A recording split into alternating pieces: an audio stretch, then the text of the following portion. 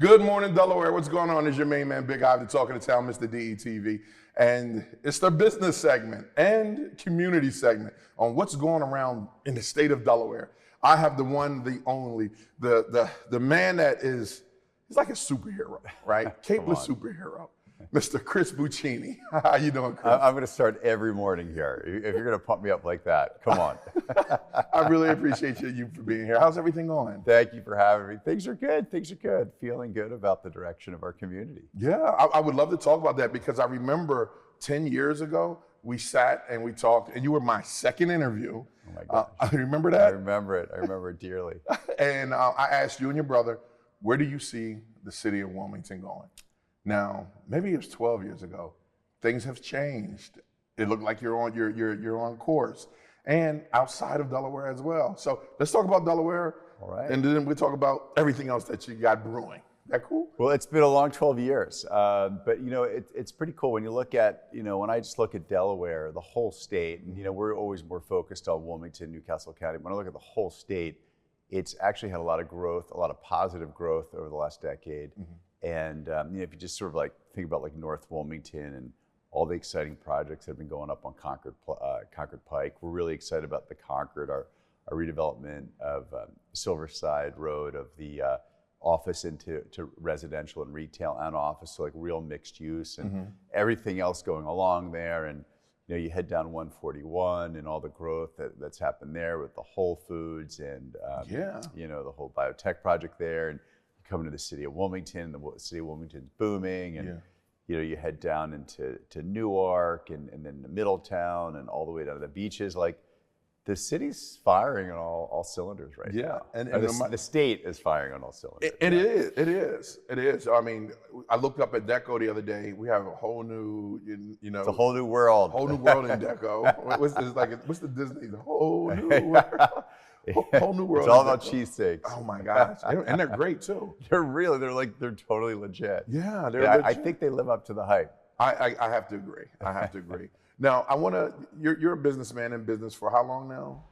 Oh my God, 30 years. 30 years. Something like that. Yeah, 33 years. Do you still wake up with that passion, that fire in your gut? I do. It takes me a little bit to get warmed up every morning. I don't jump out of bed sprinting, but by the time I show up at work, I'm usually pretty fired up. Now, they say business owners and entrepreneurs, successful business owners and entrepreneurs, have a routine, right? Do you have a routine? Listen, my perfect day, which not my perfect, my preferred day, which I really try to hit a lot, is I try to wake up and I try to walk for a while and get some sunshine or light, not even sunshine, light. Walk with my wife and my dog, and I got to tell you, man, that really gets things pumping. And and also I like to exercise every day. Okay. That really gets me fired up and ready to go. And we have long days at BPG. Yeah. You know, we work late. There's a big group of us that work late. We've been doing it for 30 years. So my morning routine really helps me, really helps get fired up for the day. Is that morning routine really important for you? Like, It's if you really don't have it, you're like lost in the sauce. sauce. I'm a little bit lost. Yeah. Like yesterday, I didn't have it. It was like a little bit off. And, oh wow. And daylight savings didn't help yesterday. I was a little off. Oh, we had that? Yeah. Oh my God. I totally missed that one. I guess I need to start walking in the morning. Yeah, but routine, you need to sort of have a bit of a foundation, because when you get to work and you get your day going, like, you know, stuff's gonna be thrown at you from every direction. So it's good just to start with a little bit of foundation. How do you like maneuver through that? Because as a businessman, right? Me coming into it, and then our audience that we have, like they have a problem. Some people have a problem of, you know, delegating, leadership, fighting those battles, thinking that they have to fight every battle. Yeah. Like how do you handle that? I love to delegate, but I'm still a micromanager. So I'm this like weird dichotomy of, I've got a great team. I work with great people. I've been working with them for a long time, but I still end up like really in the weeds. And so when I think about my day, you know, I'm sort of pushing stuff out to the team, and then they're pushing it back to me. And so, you know, first thing and last thing of the day, it's like a lot of like really in the weeds. And middle of the day, it's more leadership and trying to lead teams. And speaking of leadership, Yeah. leadership is a skill and a practice. Oh, no. How do you do that? What is a good leader to you?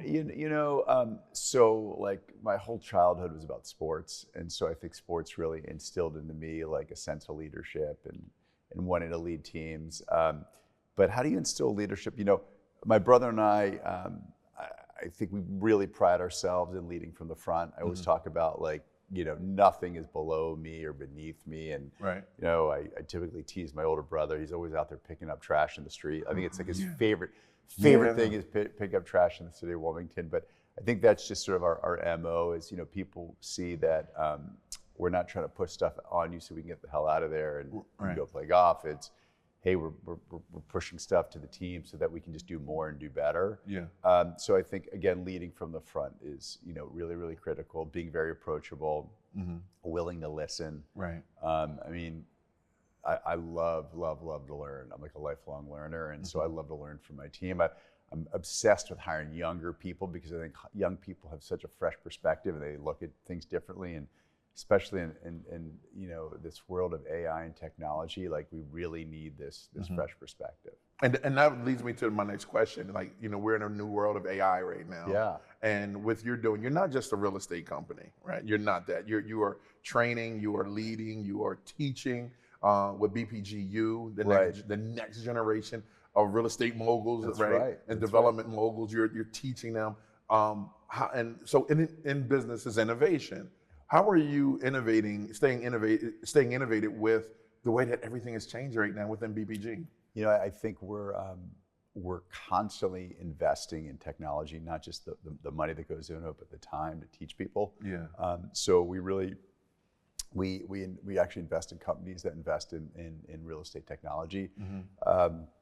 But also, you talked a little bit about BPGU. Every summer, we bring together a group of interns for a 4-week course at our company, and basically it's mostly people from the city of Wilmington, kids that are sort of come from underrepresented families in real estate, usually more Black and brown, and that's the goal, and really, I think Rob and my vision or our hope has always for Wilmington to be the best small city in America. Yeah. And for that to happen, it can't just be a handful of companies doing it. We need this to be, a groundswell from bottom up. And so we want to see a lot of younger people now taking it to the next levels that we can't get to. Right. And so we're super proud of not just the work BPG does, but there are a lot of BPG alumni out there in the world that are doing awesome things locally. And so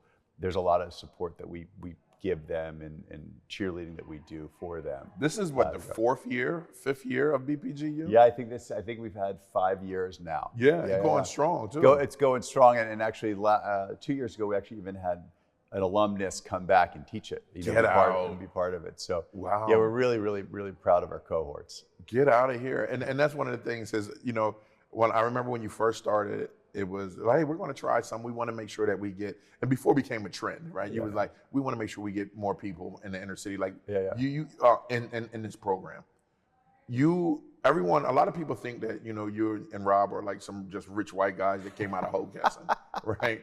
But the truth is, I am white. Everything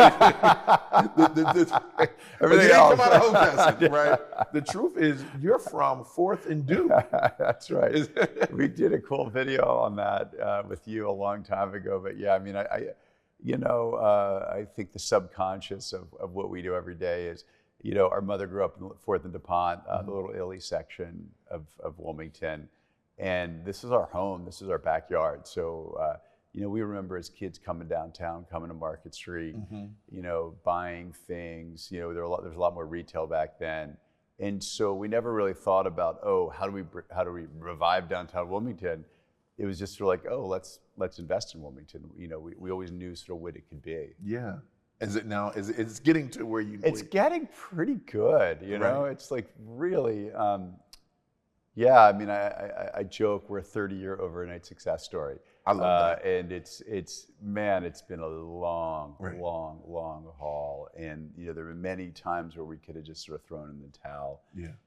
But we had the grit and the perseverance to keep it going, and we've invested in a lot of money losing things that we knew were short-term losses, but long-term investments in foundation and structure, which we need here. So. Yeah, it feels really good on like a weekend or even like a lot of nights when you come down here and the city's like bumping. Yeah, it's crazy. And it's like the thing that we love the most is how diverse that is. Yeah. Like there's really something for most people now in Wilmington. Now, let me ask you this, because like I am obsessed with learning from others, right? And I know my audience, 400,000 homes we're in, and then other thousands that we're 100,000 impressions we're getting. They would love this right here. Have you ever failed? And how did you come out of it in this business or any other business? Oh my God, what time of the day is it? Have I failed? It's 9:12. I'll get there before noon. Right. Come on. I spent last week in Silicon Valley. I was with this like educational group where we were like at Meta and Google and Stanford, and the mantra there is fail fast, right? Fail, like it's okay to fail, and yeah, of course we failed. We've made huge mistakes, but we really learn from them. I mean, I think that's the key. Is I'm like, whew, don't want to do that one again, right? But we have failed. But you know what happens when you fail? Sun's going to come up, and you just it's so cliche, but it's like just one step at a time, work your way out of it. Put everything you can into fixing it. And we've had great success coming out of a lot of our What do you failures. say to yourself? Like you fucked up, right? What do you say to yourself? Like do you give yourself the 84 Bulls? Look in the mirror. Come on, Mike. 100%. Superman. You look in the mirror. Do you see Superman? No. Listen. Well, first off, when you make an investment decision, right, you can't control every factor, right? And so there are, going into 9/11, going into COVID, going into Lehman Brothers, the GFC, like those are just things there's nothing you can do to ever prepare for it, right? When I look back, did I structure a deal wrong?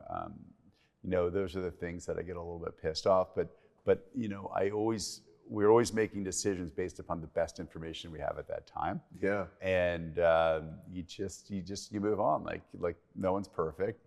God knows no one's perfect, and you just try to do the right thing, and you humanize it. And if you've got you have a counterparty, that this might not be good for them. You look them in the eye and you say, I'm going to make this good. And I think when other people fail me, the only time I get upset with them is when they don't communicate. It's all about communication. And just everyone's trying to do their best and just work with each other. And I think that if I had to give one thing is do not hide, communicate. Just say roof's on fire. Roof's on fire. Like, I'm a businessman. I get it. You get it. I get it. Let's talk. Let's figure out why isn't it working out? How do you fix it? Is there anything you can do to fix it? So, I love that. I love that. BPG doing great. Over 1,000 employees in the city. We have a lot of people working downtown Wilmington.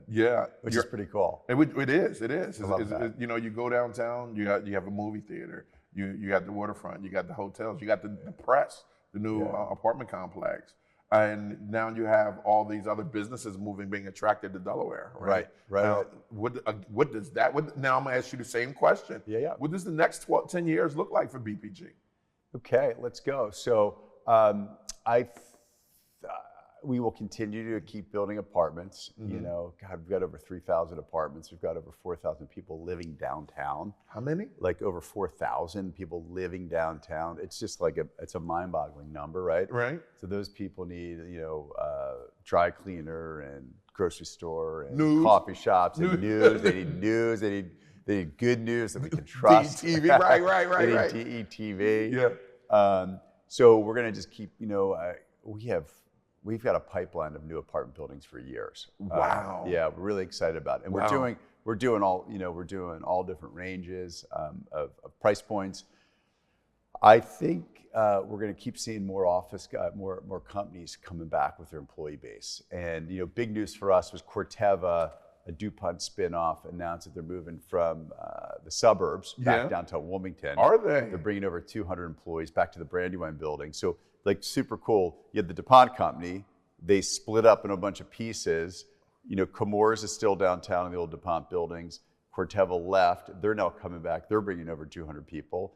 Really good jobs. Yeah. And so we're seeing a lot of people that recognize Wilmington as a place to have your business if you want to attract and retain the best talent. Yeah. Like if you want to get the top talent and you're pulling people in from Jersey and Philly and suburban Philly and Maryland and all of Delaware, up from Middletown and the beaches, you have to have a dynamic office space where there's like stuff to do. People don't want to just like pull into a suburban office building and like be stuck there. They want to be able to walk out, go to the food hall, go to the gym, go to the coffee shop, convene, hang out. So I think we're going to see more companies moving their businesses downtown Wilmington. So we're going in the right direction. So cool. Yeah. I love that. Yeah, I do too. I love that. I love that. Oh my gosh. The 24.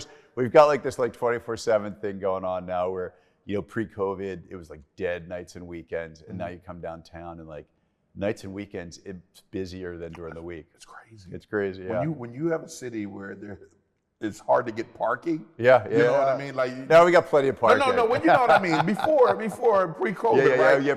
You can come down on a Saturday and find parking like easy. Oh yeah, it was easy. Now you got the Playhouse. You got the Queen, and their shows are doing great. Yeah, everyone's you have the Grand. Yep. And then now you have Bardea Steak. The eateries.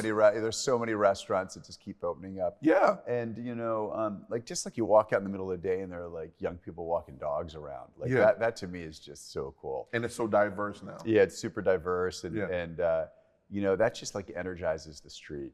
All that activity. I love it. I love it. Me too. Chris, thank you so much for stopping by. Oh my God, I will. I don't want to wait 10 years before I come back. No, we got next week. We need it for the Small Business Podcast. All right, I'm all in. All right, thank you guys. Appreciate it. Thank you for all you do for our community. We need you. Man, we need you. And I know you're an entrepreneur. I know you're working your butt off and to build this business, and our community needs you. So thank you, Ivan. Thank you, man. I appreciate it. Thanks for that. You and your brother, man, and your mom's always been behind me 100%, man. We love you, buddy. When I told you I had an idea, you was like, what do you need? So thanks again, man. And I really appreciate everything you're doing for the city and you doing what you're done for me. Thank you. All right, my man. All right, there you have it. Big Eye, DETV, Chris Buccini. Next up, we're going to get him on the Small Business Podcast. Steve got some great questions. That dialogue between them will be freaking amazing. We call that the developer series or something. Love it. I love it. All right, DETV, Good Morning Delaware.